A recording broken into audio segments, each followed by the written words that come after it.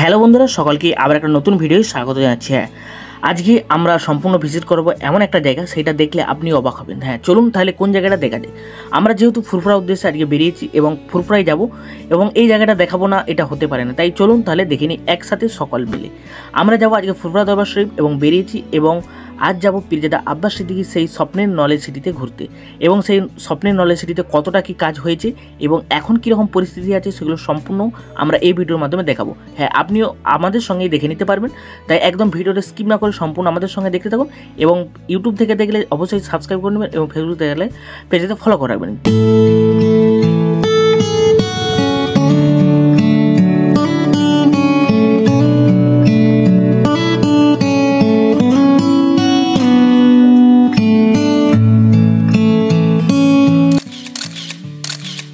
চলুন তাহলে একসাথে দেখে নিই সেই আব্বাস সিদ্দিকীর স্বপ্নের নলেজ সিটি। আসসালামু আলাইকুম।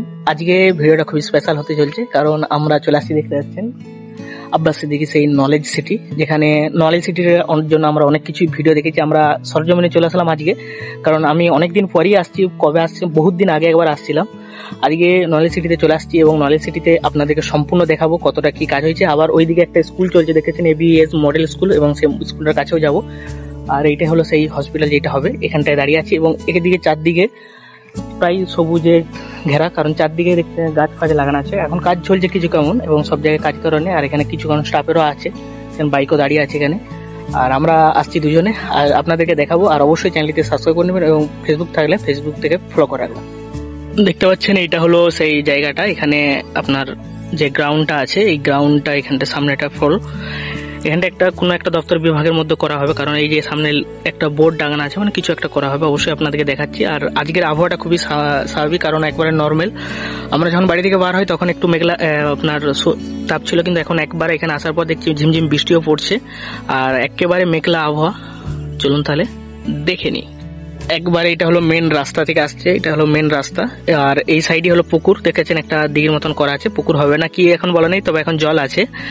আর এই সাইডটা অনেকটাই জায়গা আছে। এইটা হলো আপনার সেই নলেজ সিটি যেটা হচ্ছে, এটা হলো সেই নলেজ সিটি। হেঁটে যাচ্ছি এবং সামনে ABS মডেল স্কুল আছে, এবং স্কুলটা থেকেই অবশ্যই দেখাবো।